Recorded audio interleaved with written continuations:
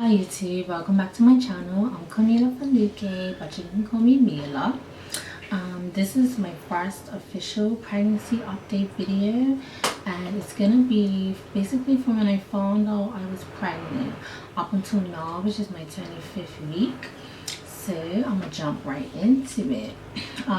Basically, I found out I took a test on March 28th, and I was late. I was only late by 5 days, and the test came up positive right away.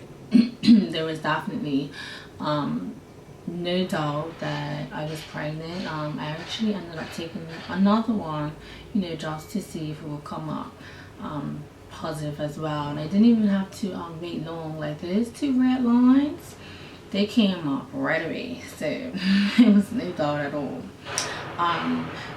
Before I took the test, I didn't really have any symptoms.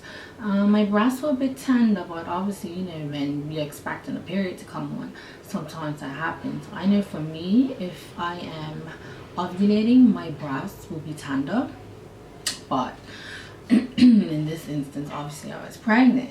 Other than that, I felt stressed. I thought I was just stressed because of just things going on, in my life period, but not realizing I was actually pregnant. Before I took the test, I had 2 episodes of like just bursting into tears. I was in the bank because they canceled my account and I didn't know why. I was frozen and I was so upset because I couldn't get any money out. I ended up just crying. I just thought it was just on to stress. I'm not realizing I was pregnant. I also lost weight. I know I was eating less. I don't want to say it was loss of appetite because I eat a lot. I eat like 24/7. Nothing stops me from eating. So when I lost the weight, I just figured again it was stress, because with me, when I stress, I lose weight really fast, depending. Other than that was it. Besides me just having a gut feeling that I was pregnant, that was the only thing I had up to me getting that positive pregnancy test. So as soon as I found out I was pregnant, I swear on, everything just came at once.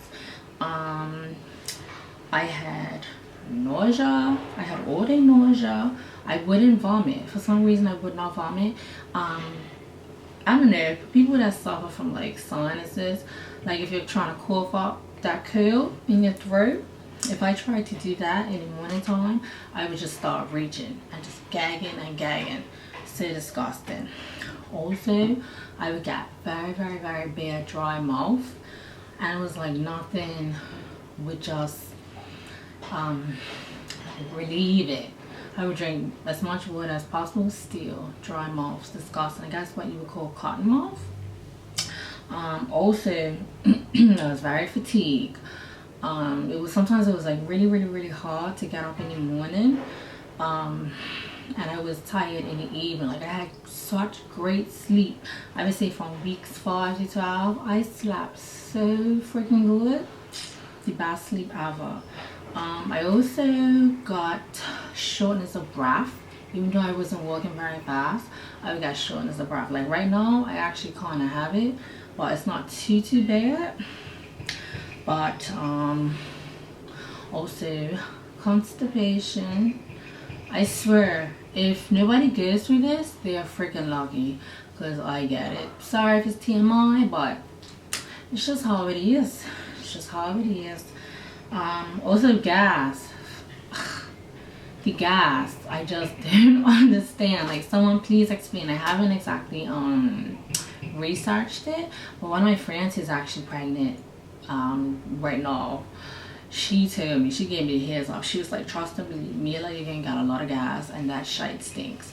And trust and believe, I'd be like, why do I smell like this? Disgusting. But whatever. It's all worth it for baby in the long run. My breasts were tender. They were really, really, really tender, I must say. But only for like weeks 5 to 12. Because right now they're not tender at all. The gas right now has definitely decreased a lot. I'm not too constipated, but I don't think I'm as regular as I could be. So I don't know, we'll see.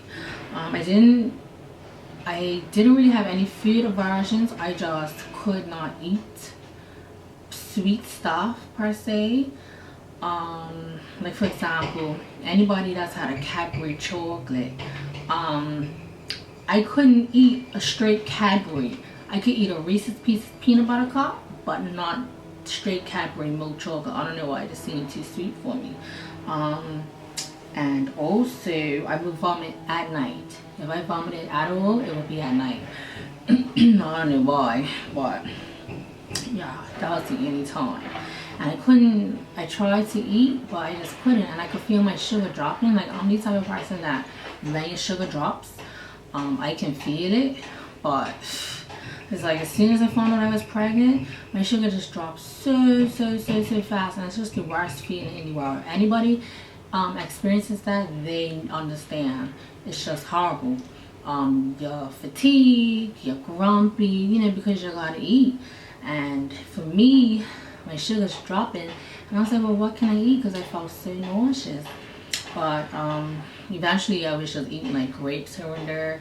I would make a sandwich, and I was constantly just stay hydrated and drink a lot of water. Like, I always drink water anyway, but I definitely kept hydrated even more. And also I got the flu. I would say maybe week 10 I got the flu, or week 11, and I was out of work for the whole week. I couldn't do a damn thing. It was the worst thing, and I would never ever take for granted taking medicine, because not being able to take anything, it was so bad.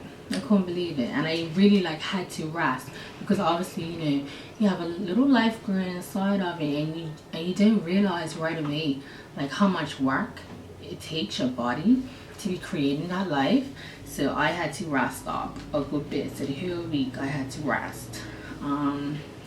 And yeah, after that week of being sick, I actually only felt nausea for another week, and then after that I woke up one day, it was actually a Saturday. I woke up that Saturday, and my energy was back, my appetite was back. I was so scared, because I was like, Lord, please let me be able to eat a meal and not get sick. Because what would happen, I would eat something, and then I'll feel nauseous, and then I would stop eating, and then it's like my stomach will growl, and I'll be hungry again, and I would take like 2 bites, and then I was full. So what was happening, I would have like containers of sandwiches on my bed, and like little snacks of stuff for me to eat, because I was like, look, I need to damn well eat, and just the whole feeling of hunger, I can't stand that. That's one thing I cannot stand. But I would say that was about it for like weeks 5 to 12. I did have some moments where I was really worried, and I cried a little bit. I can't lie, I cried. Because my bump took a while, my baby bump. I wasn't showing until maybe 16 weeks, and that's actually on my Instagram. I'll leave the link below. I'll leave my Instagram information below. But I wasn't showing at all, and it's actually a picture of me at like 12 weeks where you would not know I was pregnant. So I was kind of concerned. I was like, I'm not putting on weight. I thought I was losing weight. I didn't know what was going on. So yeah, for weeks 5 to 12, that was basically about it. Someone actually suggested to me some yoga or meditation, you know, just for the stress reliever, because you have so much going on like with your body and in your head, and you just don't realize. Like, I have a whole new level of appreciation for women, because pregnancy does take its toll. Your mental well-being has to be on point. Seriously, like, you have to take care of your mental well-being, because that obviously affects your physical. You know, you're carrying your baby, you know, mentally you always have to be positive. and try not to let the negative get to you, because it's so easy to get down. You know, it's so easy to feel insecure. Your body's changing. You know, you're worried about raising the child. It's so freaking much. Man don't get it. I'm sure some men get it, you know.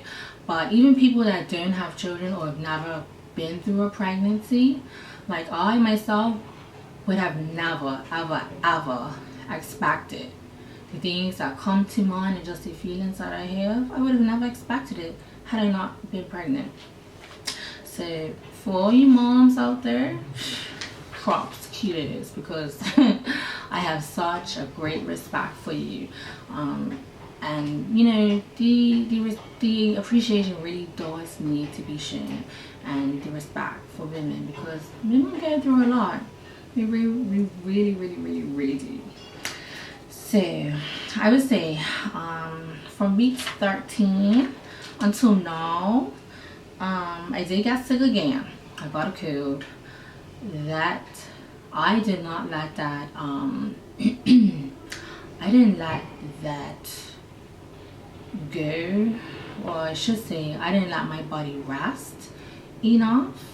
So I didn't get better. I ended up getting to work, and then I almost fainted. I had to go to the hospital.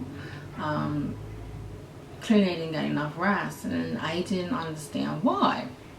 And you know, the midwife, now in England, you see a midwife, you don't necessarily see the doctor. She said, you know, Camila, you're pregnant, you need to rest. You know, she said the blood flow, I guess, has increased. So that's why I was feeling faint. And it was, I wanted to faint 3 times, I would say, within like 2 hours. So she was like, you know, you really need to rest up. So basically I had to like stay in from work for like almost another week. But other than that, my energy came back. I finally started showing at week 16. And other than that, I was gassy. I got really bloated, and I was getting really bloated up until I started showing, and then after that got really decreased. I felt movement at, I would say, week 14/15, or maybe 15, but I felt baby kick. Oh, by the way, I'm having a girl. I was gonna do a baby reveal, but that's okay. I'm having a girl. I found out at week 21, so I felt her kick. Yeah, like week 15. And at first I wasn't really sure what it was. Then I said, let me Google it, because a lot of women say it feels like fluttering, and then sometimes it could be mistaken for gas. But I legit felt heart kick one day. So, well, felt the movement. So that definitely made me feel a hell of a lot better. So that's basically it for the symptoms. I am experiencing these weepy moments. I have shed a lot of tears, as some women say, doing the ugly crying and for nothing. I think I mainly cried because it's overwhelming. One, because I'm in a different country. My family is not out here with me, so I am actually traveling back to Bermuda to raise my child, because I just feel, you know, being around your family and friends, that support is really needed. And plus, anyone that lives in Bermuda, it's a much smaller community, so raising children is really good. But we'll see what happens, you know, later on down the road. I might move to the States, I might move back to the United Kingdom, who knows. But for now, I'm so happy to be getting back home, because I miss my mama, and yeah, I need my family around me. And you know, it would be nice for them to experience, you know, the last part of the pregnancy, because this is my first and this is my mother's first grandchild as well. So you know, that's gonna be really special for us all. So that's about it for the symptoms. That was actually my prenatals. In the UK, they have a brand called Pregnacare, and you can see that this is Pregnacare Plus. So it's with recommended levels of folic acid and vitamin D, because obviously in the UK the sun ain't shining like that, and the midwife said, you know, that's why you need that vitamin D. But luckily for me, I'm getting back burn. Sun is shining, so I'll be good. Plus it's omega-3, so that's really good. And it says it contributes to the normal brain and eye development of the fetus. So yeah, so I'm taking that. Okay, you have the 2 shots that you would take every day. So I take that once a day. Now, because I am in England, or London to be exact, what happens is, I'm not sure how it is in the States. I mean, I have watched other YouTubers, but I still haven't really gotten the gist of it, you know, what the difference is. But when I got back from Bermuda, I'll be able to vlog, because obviously I have to get my other appointments and whatnot, because when I got back, I need to make my appointment for my glucose tolerance test, because yeah, I'll be approaching 28 weeks. I need to actually book that as soon as possible. But anyway, in the UK, as I said earlier, you see a midwife, you don't actually see the doctor. I don't know why. I would love for somebody to explain that to me. Someone tell me basically it's just not enough doctors. I don't know if that's true, but anyway, when you go, well, actually when you first, you know, confirm your pregnancy, what happens is you have to go to your doctor. So when you go to your doctor, you're actually registering your pregnancy or booking in your pregnancy. So what happens is the doctor asks you, what hospital do you want to give birth at, and basically it goes by a postcode.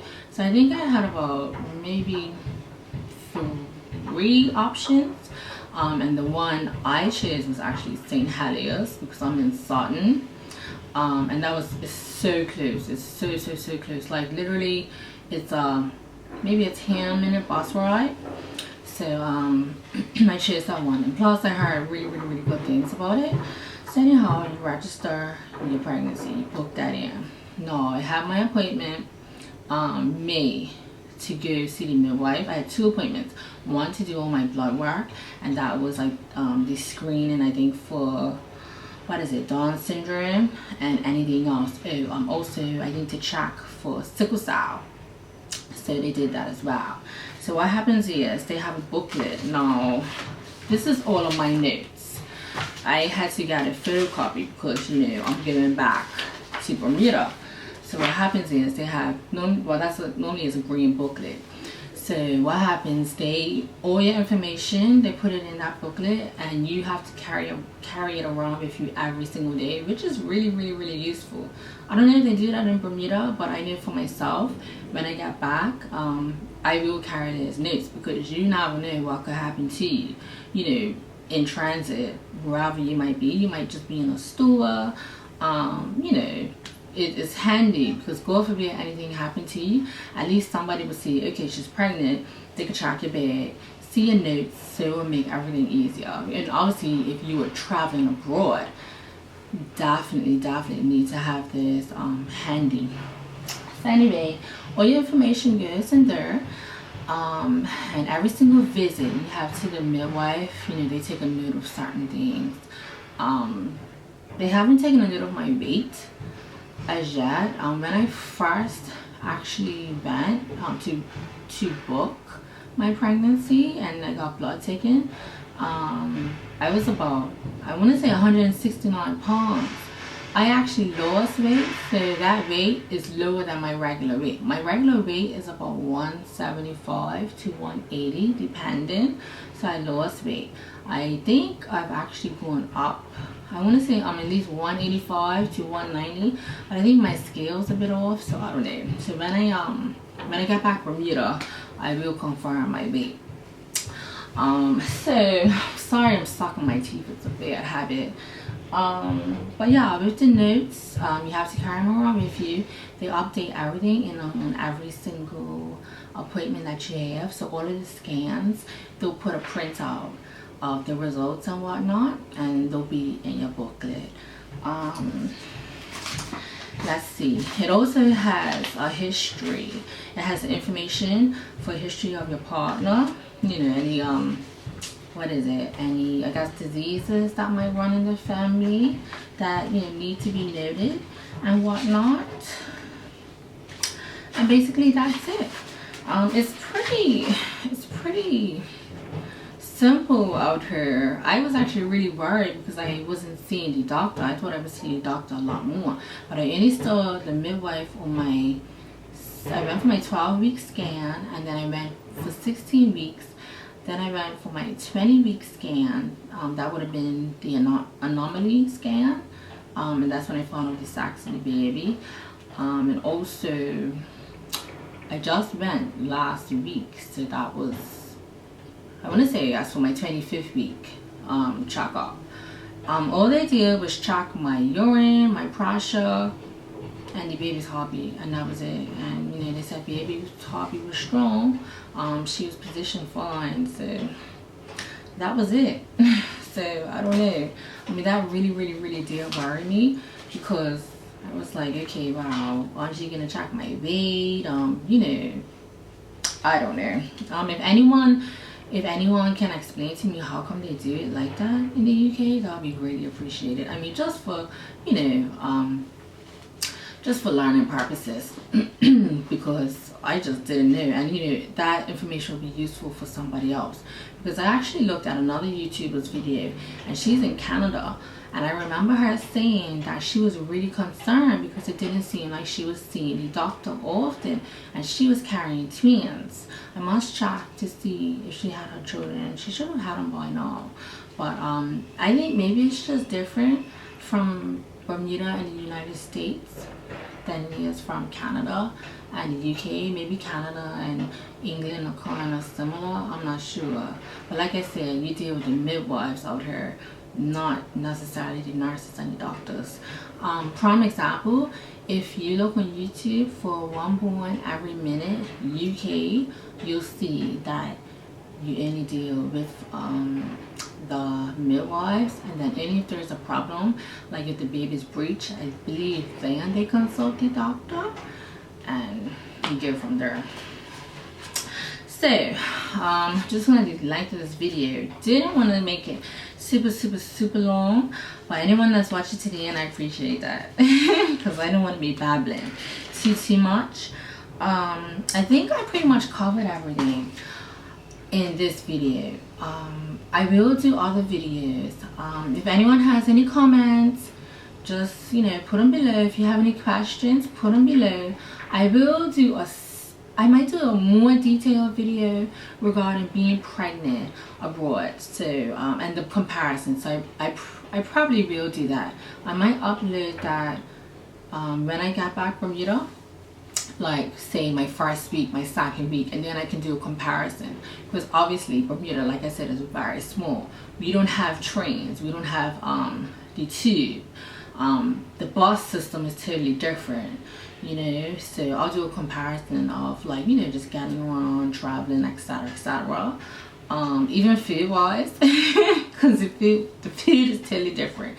Anyone that's West Indian or has been to the islands, you'll know the difference between, even in the US. I mean, obviously you have a lot of restaurants that cater for like West Indian food, but yeah, so we'll see how that goes. But yeah, thank you for watching, and like I said, if you have any questions, just put them below, and I will see you in my next update. Thanks.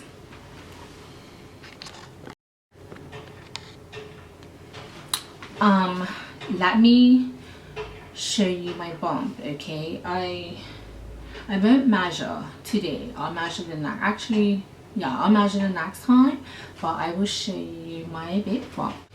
Just let it focus, okay?